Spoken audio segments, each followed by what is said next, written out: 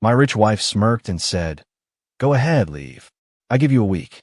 I laid my keys on the counter and walked out without a word. By morning, her father was screaming into the phone. "The bank just called.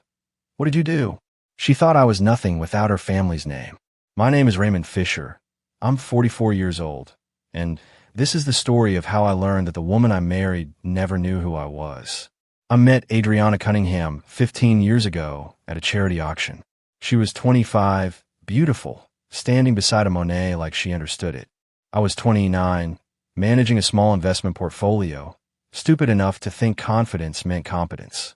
Her father, Theodore Cunningham, owned one of the largest investment firms in the Northeast. When we got engaged, he told me something I'll never forget. "Son, I need someone who understands numbers. Adriana has taste, but taste doesn't build empires." So I built it. For 14 years, I restructured Theodore's entire operation, created trusts, established protective mechanisms, turned a regional firm into a national powerhouse. I did it quietly, the way you do when you marry into old money. I let Adriana curate art collections, sit on gallery boards, take credit for philanthropic work I funded and structured. I told myself it didn't matter who got the applause, but it always matters. That night, we were in the penthouse overlooking Boston. Adriana had returned from some gala, barefoot on marble, wine glass dangling like a prop. I was reviewing trust documents at the kitchen island. "Still playing with spreadsheets?" she said, bored. "These spreadsheets pay for that wine," I replied. She laughed. "Not with me. At me. Raymond, sweetheart, everything here is mine. The wine, the view, the air you breathe. My father built this." Something cold settled in my chest. "Your father built the name," I said carefully.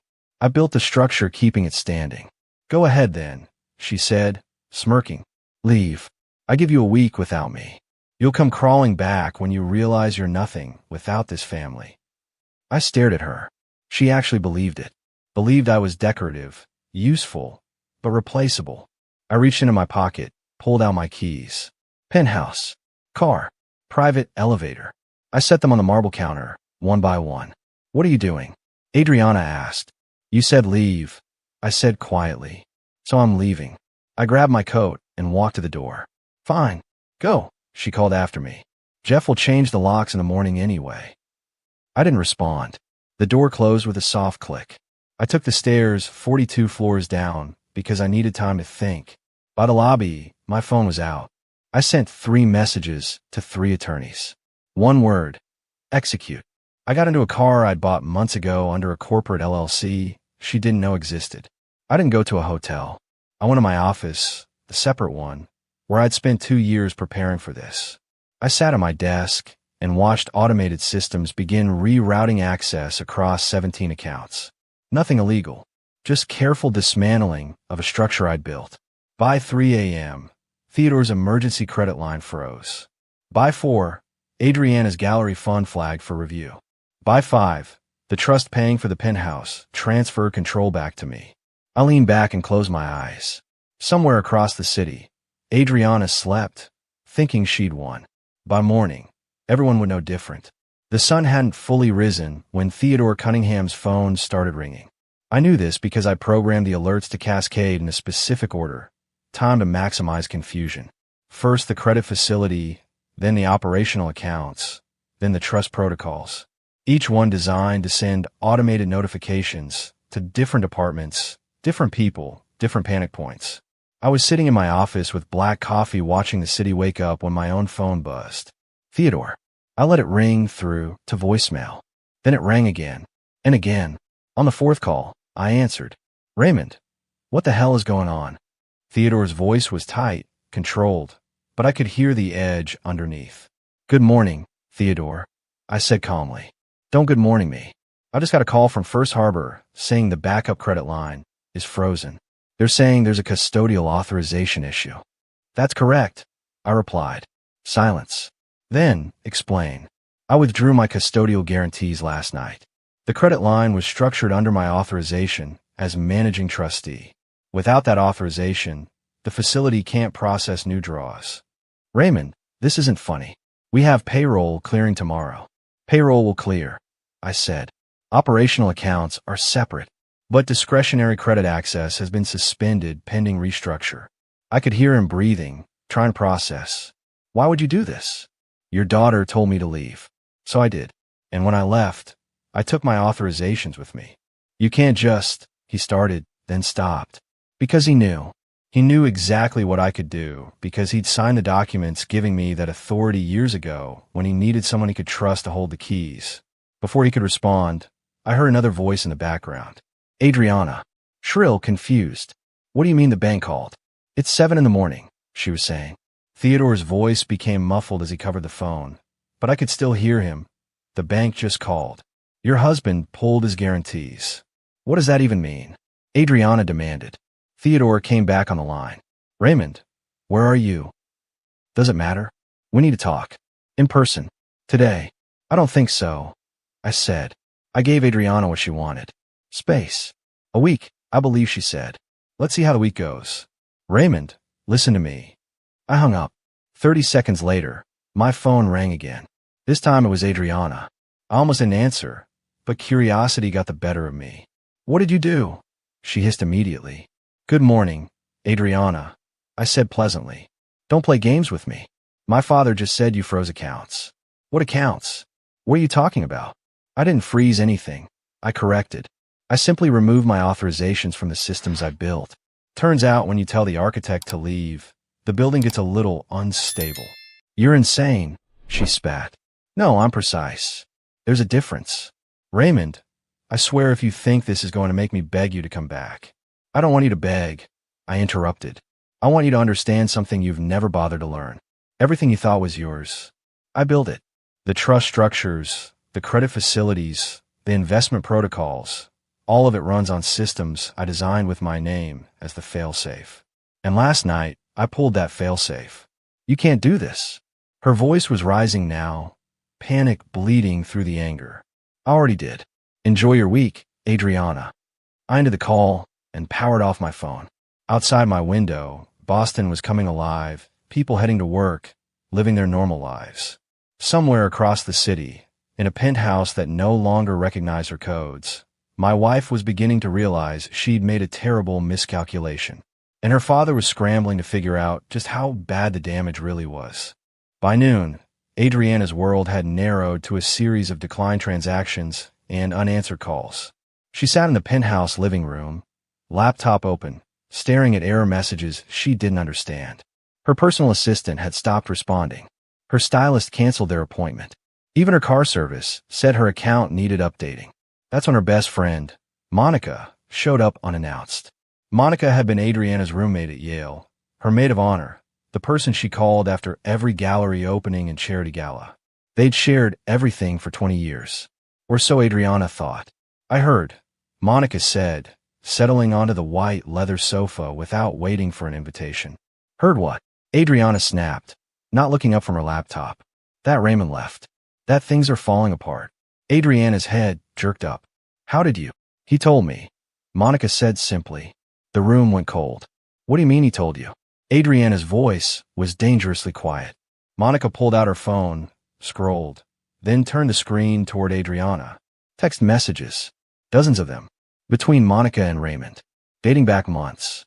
Before you lose it, Monica said calmly, it's not what you think. We weren't having an affair. Raymond reached out to me 6 months ago because he was worried about you. About us. About what you become. Adriana stared at the messages, her best friend's name, at the top of a conversation she'd never known existed. You've been talking to my husband behind my back. The words came out strangled. I've been watching you destroy him for years, Monica corrected. Every dinner party where you'd mock his work. Every gala where you'd introduce him as the finance guy like he was your accountant. Every time you'd roll your eyes when he tried to explain what he actually did. That's not. Adriana started. It is, Monica interrupted. And 3 months ago, when you told me you were thinking about divorcing him and taking everything, I told Raymond. I told him you were planning to blindside him with papers and a legal team your father was assembling. Adriana felt like the floor had dropped out from under her. Why would you do that? She whispered. Because I've known you since we were 19, Adriana, and I watched you become someone I don't recognize. Someone cruel. Raymond didn't deserve what you were planning to do to him. Monica stood up, smoothing her skirt. He called me last night after he left. Asked me to come check on you. Make sure you were safe. Even after everything, he was worried about you. That's the kind of man he is. And you threw him away like he was nothing. Get out, Adriana said, voice shaking. I'm going. But you should know something else.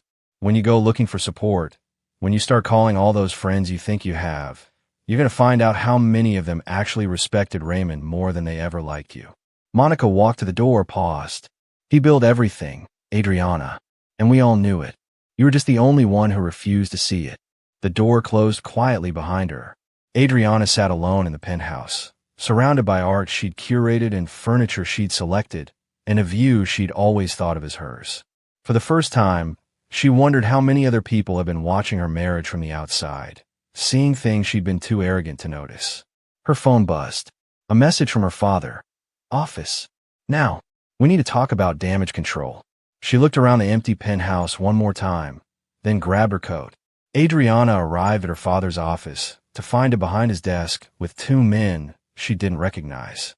One was elderly, sharp-eyed, wearing an expensive suit. The other was younger, carrying a leather portfolio. Adriana, this is Gerald Hutchins, our attorney, and Mark Sterling from Forensic Accounting, Theodore said without preamble. Forensic Accounting, Adriana repeated. Why do we need? Sit down, Theodore interrupted. She sat. Gerald opened a folder. Mrs. Fisher, we've been reviewing your personal accounts and discovered some concerning discrepancies. What discrepancies? Mark leaned forward. Over the past 3 years, you've accumulated approximately $2 million in personal debt across 17 credit cards and 3 personal loans. Adriana's stomach dropped. That's impossible, she said weakly. It's documented, Mark replied, sliding papers across the desk. Designer purchases, private jet charters, exclusive memberships, all charged to accounts we initially thought were family business expenses. They're not. They're personal cards opened in your name, using the family's credit history as collateral. Theodore's voice was ice. Were you planning to tell me you've been funding your lifestyle on credit? I thought. Adriana started, then stopped. She thought the money would always be there. Thought someone else was paying attention. Thought Raymond was handling it. Your husband wasn't paying these cards, Gerald said flatly. He separated his finances from yours 2 years ago. We found the documentation this morning. He's been covering his own expenses and contributing to shared household costs. But your personal spending? That's been all you. $2 million, Adriana, Theodore said. And now that Raymond's pulled his guarantees, every creditor is calling those debts due immediately because they were leveraged against family assets he controlled. The room spun slightly. How did I not know about this? She whispered. Because you never looked, Mark said, not unkindly. The card sent statements to an email address you never checked. The interest was automatically paid from an account you assumed was family money. It was your money, drawn from a trust Raymond set up for you years ago. That trust is now empty. Gerald pulled out another document. We also need to discuss the gallery fund. The Cunningham Family Arts Initiative. What about it? Adriana asked, dreading the answer. It's technically insolvent. Has been for 18 months. Raymond was covering the shortfalls through personal capital injections to protect your reputation. Those injections stopped last night. Theodore stood up and walked to the window, hands clasped behind his back. The gallery's board of directors met this morning, he said quietly. They voted to remove you as director pending financial review. The news will be public by tomorrow. Adriana felt tears building but refused to let them fall. This can't be happening. It's already happened, Theodore said, turning to face her. And we have 48 hours to figure out damage control before the press gets hold of this story.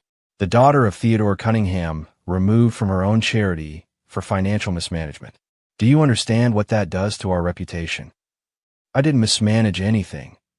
Adriana protested. You just what? Theodore's voice finally rose. You just spent money you didn't have. You just assumed someone else would clean up your mess. You just mocked the one man who was holding everything together while you played curator. The silence that followed was deafening. Finally, Gerald spoke. We need to locate Raymond and negotiate. If he's willing to restore certain authorizations, we might contain this before it becomes catastrophic. He won't, Adriana said hollowly. I know him. Once he makes a decision, he doesn't reverse it. Theodore looked at his daughter with something that might have been disappointment or might have been recognition. Then we'd better figure out how to survive without him, he said. Because right now we're drowning. I hadn't seen my daughter Sophia in 2 days, and that was by design. Not my design, Adriana's. She'd been keeping Sophia close, feeding her a version of events where I was the villain who abandoned the family. But teenagers aren't stupid, and Sophia was sharper than most. When she finally called me Thursday afternoon, her voice was strained. Dad, can we meet? Just us. Of course. Where? The bookstore on Newberry Street, the one we used to go to. 30 minutes later, I walked into Trident Booksellers and found Sophia in the back corner, same spot where we used to sit when she was younger, reading her way through entire shelves while I worked on my laptop nearby. She looked exhausted, dark circles under her eyes, wearing her school uniform like she'd come straight from class. I sat down across from her. Hey, sweetheart. Mom says you're trying to destroy us, she said immediately, no preamble. That you've frozen all the accounts, and we're going to lose everything. She's been crying for 2 days. I took a breath. What do you think is happening? Sophia's jaw tightened. I think you and Mom had a fight, and you left. But I don't understand why the bank accounts matter. Why can't you just unfreeze them, and we can figure this out? Because they're not frozen, Sophia. I removed my authorizations from accounts I built and managed. Your mom is realizing that a lot of what she thought was hers was actually structured under my name for legal and tax purposes. So you did do this on purpose, she said, accusation in her voice. Yes, I said simply. I did. Your mother told me to leave. She said I'd come crawling back in a week when I realized I was nothing without the Cunningham name. So I left, and I took with me what was actually mine, the infrastructure, the authorizations, the systems that kept everything running. Sophia stared at me. That's cold, Dad. It's honest, I corrected. Sophia, I need to tell you something, and it's going to be hard to hear. Your mother was planning to divorce me 6 months ago. She was working with attorneys to structure it, so I'd leave with nothing, claiming I contributed nothing to the family wealth. Her eyes widened. What? Monica told me. Your mom's best friend. She came to me because she knew what your mother was planning wasn't right. I didn't want to believe it at first, but I started paying attention. Started documenting things. And 3 months ago, I found the emails between your mother and the law firm. Sophia looked like she might cry, but was fighting it. Why didn't you tell me? Because you're 17. You shouldn't have to choose sides in your parents' marriage. But now that it's public, now that your mother is painting me as a villain, you deserve to know the truth. Does Grandpa Theodore know? He suspected. He told your mother it was a bad idea, but she didn't listen. Sophia was quiet for a long moment, processing. Then, what about Caleb? My chest tightened. Caleb, my 23-year-old son from a relationship before I met Adriana. A relationship I've been honest about from the beginning, but Adriana had never accepted him, never allowed him in our home, never acknowledged him as part of our family. What about him? I asked carefully. Mom said you're probably with him now, that you chose your other family over us. Is that true? I felt anger rising but kept my voice level. Caleb is my son, Sophia. He's your half-brother. I've always wanted you two to have a relationship, but your mother wouldn't allow it. She made it clear that if I wanted to be part of your life, Caleb couldn't be part of mine. So I saw him separately, quietly, because I refused to abandon either of my children. Tears finally spilled down Sophia's cheeks. I have a brother, and you never told me. I tried to tell you, sweetheart, multiple times, but your mother would shut it down, and I didn't want to put you in the middle of a fight. I was wrong. I should have fought harder for you two to know each other. I want to meet him, Sophia said suddenly. I want to meet Caleb. Are you sure? Yes. If he's my brother, I should know him. And if Mom kept that from me, then maybe she's kept other things from me too. I pulled out my phone and texted Caleb. Are you free for dinner tonight? Someone wants to meet you. His response came immediately. Oh, your sister. 3 dots then. Seriously? Seriously. Luigi's at 7. I'll be there. I looked at Sophia. He's excited to meet you. He's been waiting 17 years for this. She wiped her eyes. What's he like? He's in graduate school, studying architecture. Plays guitar. Has your sense of humor. You're going to like him. Sophia nodded, then asked the question I've been dreading. Are you and Mom getting divorced? Yes, I said. I'm sorry, Sophia, but yes. This isn't something we can fix. Because of the money. Because your mother never saw me as a partner. She saw me as a tool. Someone useful to have around, but not worth respecting. And I can't live like that anymore. Sophia reached across the table and took my hand. I don't think you're a villain, Dad. I think you're tired of being invisible. I squeezed her hand, throat tight. Thank you for hearing me out. Can I ask you something? She said. Anything. When this is all over, when everything settles, will I still have both my parents? Or are you going to disappear? Sweetheart, I'm not going anywhere. Your mother and I are done, but you're my daughter.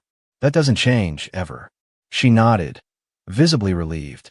Okay, then let's go meet my brother. Theodore called an emergency board meeting for Monday morning. I wasn't invited, but I knew what was happening because I still had access to the company's calendar systems. My access codes hadn't been revoked because I'd built the security infrastructure, and I'd given myself backdoor access years ago as a safety measure. Not to spy, to protect. At 9 a.m., I received a text from a number I didn't recognize. You need to see this. Attached was a live audio feed from the boardroom. Someone inside was streaming the meeting to me. I plugged in earbuds and listened. Theodore's voice came through first, strained. Gentlemen, ladies, thank you for coming on short notice. We have a situation that requires immediate board action. We know about the situation, Theodore, said James Pemberton, a senior board member and Theodore's former business partner. Your son-in-law just took apart our operational infrastructure like he was defusing a bomb. The question is, what are we doing about it? We're negotiating, Theodore replied. Negotiating what? Another voice demanded. He holds all the cards. Every trust, every account structure, every tax shield. He built it and he controls it. We gave him that power. You gave him that power. Because I trusted him, Theodore said defensively. You trusted him because he was competent, James shot back. More competent than anyone else in this room, including you. And now we're paying the price for treating him like hired help instead of the partner he actually was. Silence fell over the room. Another voice, this one belonging to Patricia Simmons, the board's financial auditor. I've reviewed the structure. It's brilliant, legally airtight. Every authorization, every transfer protocol, every failsafe, they all require Raymond Fisher's personal approval. There's no override. He designed it that way specifically to prevent exactly what Adriana is trying to do now, wrestle control away from the person who built it. So what you're saying, Theodore said slowly, is that we have no leverage. Not exactly, Patricia replied. We have one piece of leverage. His reputation. He's a professional. If we approach this professionally, offer him fair terms, he might be willing to negotiate a transition. And if he's not, someone asked. Patricia's voice was grim. Then Cunningham Capital Management collapses within 90 days. Maybe sooner. The room erupted in overlapping voices, panic and anger bleeding together. I listened to them scramble, these men and women who'd attended galas and charity auctions with Adriana, who'd smiled at me across conference tables while treating me like I was background staff. Then Theodore's voice cut through. There's another option. We remove Adriana from all operational roles. We make it clear to Raymond that she no longer has any authority over family business decisions. We offer him sole operational control, independent of the marriage. You'd cut out your own daughter? James asked, sounding shocked. My daughter just cost us $200 million in frozen assets and threatened the collapse of a firm my grandfather built, Theodore said, voice hard. Yes, I cut her out if it means survival. I felt something unexpected. Not satisfaction, but sadness. Theodore was finally seeing what I'd seen for years. His daughter was a liability. Patricia spoke again. We need a vote. All in favor of offering Raymond Fisher full operational control as an independent contractor, separate from family authority. One by one, voices called out, aye. When the count finished, it was unanimous. Theodore cleared his throat. Then someone needs to reach out to Raymond. Make the offer official. I'll do it, James said. He'll listen to me. We've always had mutual respect. Make it clear, Theodore added, that this isn't charity. This is recognition. Here in this position. We should have given it to him years ago. The meeting adjourned. I sat in my office, earbuds still in, staring at nothing. My phone rang. James Pemberton. I answered. Hello, James. Raymond. I assume you've been listening. No point in lying. Yes. Good. Then you know what we're offering. Full operational control, board seat, equity position, compensation package that reflects your actual value. Your marriage to Adriana becomes irrelevant to your role in the company. What about Adriana? I asked. She's being removed from all decision-making positions. She'll retain her trust fund, her shares, but no operational authority. The board was unanimous. I'll let that sink in. Her father agreed to this. Her father proposed it. Raymond, Theodore knows he made a mistake. He chose loyalty to blood over loyalty to competence, and it nearly destroyed everything. He's not making that mistake twice. I'll think about it, I said. Don't think too long. We have 72 hours before credit agencies start downgrading us. He hung up. I sat there, holding the phone, feeling the weight of a decision that would define everything going forward. 3 days after the board meeting, I received a package at my office. No return address, just a plain manila envelope with my name typed on the label. Inside was a USB drive and a handwritten note. You deserve to know the truth. A friend. I plugged the drive into my laptop. It contained a PDF report, professionally formatted, dated over the past 6 months. The header read, Financial and Personal Activity Report. Subject, Adriana Cunningham Fisher. Someone had hired a private investigator to follow my wife. I scrolled through pages of photographs, bank statements, credit card receipts, text messages. My stomach turned as the picture became clear. Adriana hadn't just been spending recklessly. She'd been living a completely separate life I knew nothing about. The photos showed her at restaurants I'd never been to, with people I'd never met. Expensive lunches charged to cards I didn't know existed. Hotel rooms in Boston booked under her maiden name. And then there were the text messages, extracted from phone records, conversations with someone named D, that made my blood run cold. Ray suspects nothing. He's too busy with his spreadsheets to notice I have a life. When are you leaving him? You've been saying that for months. Soon. My attorney says we need to wait until after the fiscal year closes. Better positioning for asset division. I leaned back in my chair, hands shaking slightly. The betrayal wasn't surprising. Not anymore. But seeing it documented, quantified, time-stamped, that hit different. I kept reading. The investigator had identified D as Derek Sullivan, a gallery owner from New York, divorced, family money, exactly the type Adriana would gravitate toward. They'd been seeing each other for 8 months, meeting at art shows, spending weekends at his place in the Hamptons while I thought she was at gallery conferences. The report concluded with a financial analysis. Adriana had spent approximately $340,000 on this relationship. Hotels, gifts, travel, all funded through credit cards she'd opened using the family's credit history as leverage. My phone rang. James Pemberton. Raymond, did you receive a package today? He asked without preamble. You sent this. I said, I hired the investigator 3 months ago. After the board meeting where you saved us from that disastrous merger deal, I started paying attention to how Adriana treated you. The dismissiveness, the mockery. It bothered me. So I did some digging. Why? I asked. Because you're the best financial mind I've worked with in 40 years, and I watched Theodore's daughter treat you like disposable help. I want to know if my instincts were right. They were. I stared at the screen, at the evidence of my wife's double life. What do you want to do with this? That's up to you. But Raymond, if you negotiate with the board, if you come back to Cunningham Capital, you need to do it from a position of absolute strength. That report gives you leverage. Adriana was planning to divorce you and paint you as a gold digger. Now you can prove she was the one exploiting the family's resources. This will destroy her reputation, I said. She was willing to destroy yours. James replied. I'm not telling you to use it. I'm telling you to have it, just in case she decides to get ugly. After he hung up, I sat alone with the evidence. Part of me wanted to send it to Theodore, to show him exactly who his daughter was. But another part, the part that still remembered loving her once, hesitated. My phone buzzed. A text from Sophia. Dad, can I stay with you this week? I can't be around Mom right now. She won't stop crying and blaming everyone but herself. I typed back, of course. I'll set up the guest room. Can Caleb come for dinner tomorrow? He's funny. I like having a brother. I smiled despite everything. Absolutely. He'll be glad to hear that. I looked back at the report on my screen, then closed the laptop. Whatever Adriana had done, whatever she'd planned, I had my daughter now. I had my son. I had the respect of the board and a future that didn't depend on her family's name.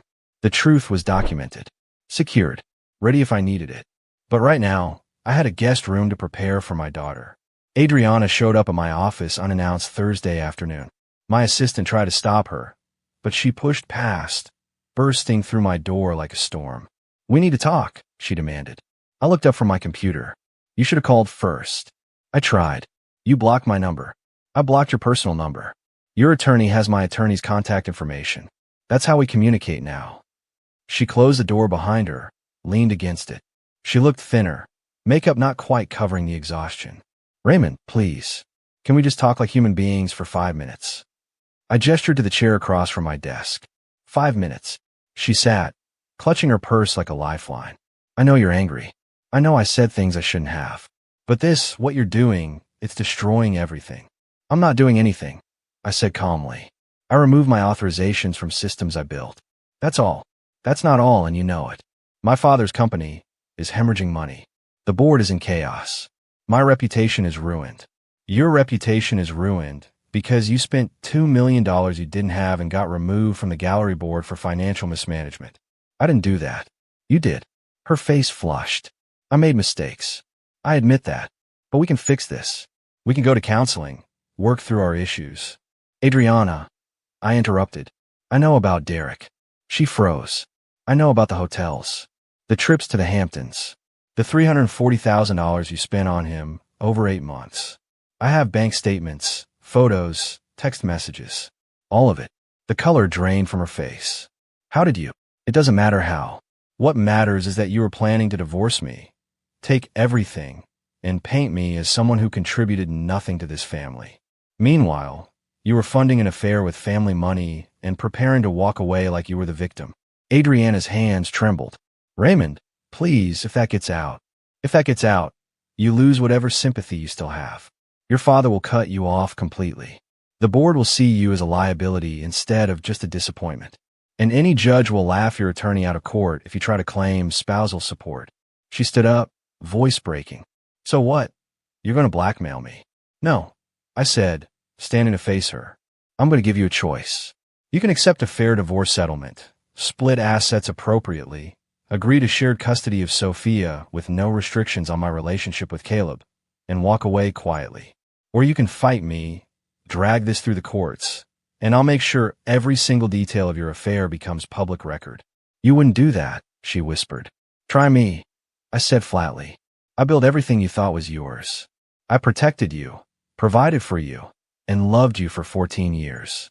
You mocked me, dismissed me, and planned to destroy me.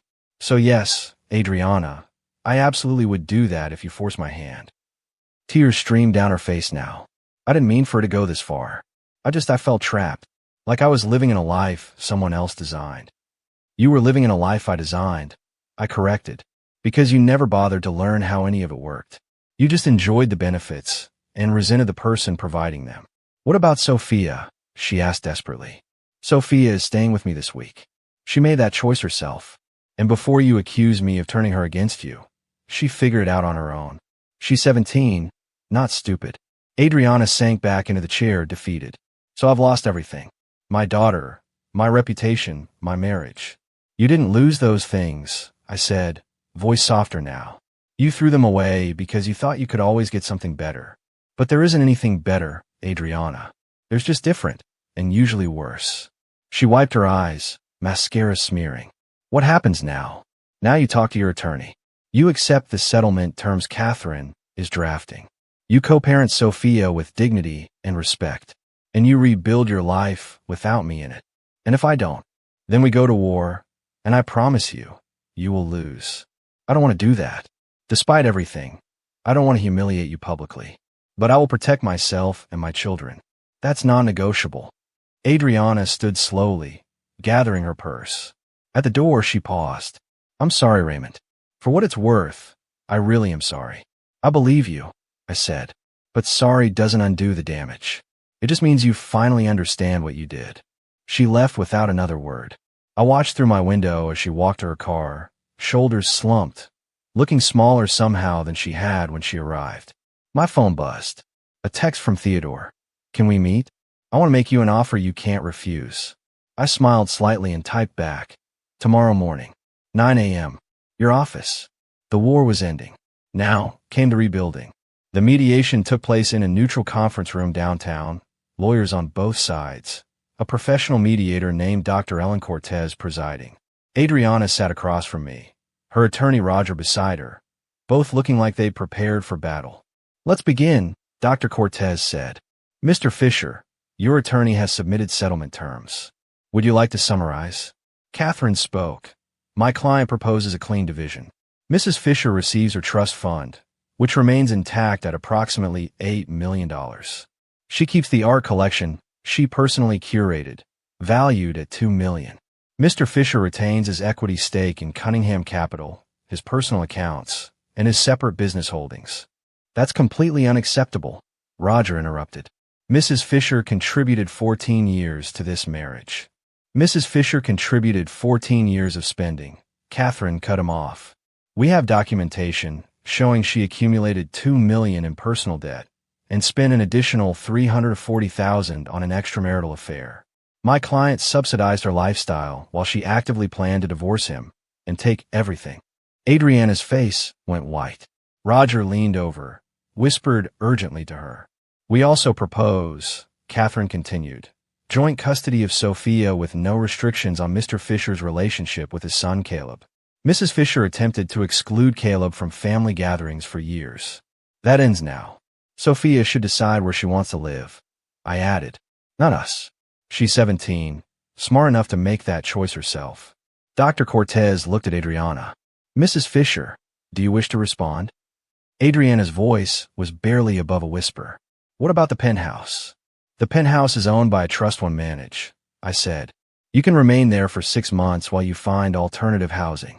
After that, it will be sold or reassigned. 6 months, she said, looking panicked. That's generous, considering you told me to leave with nothing. I replied calmly.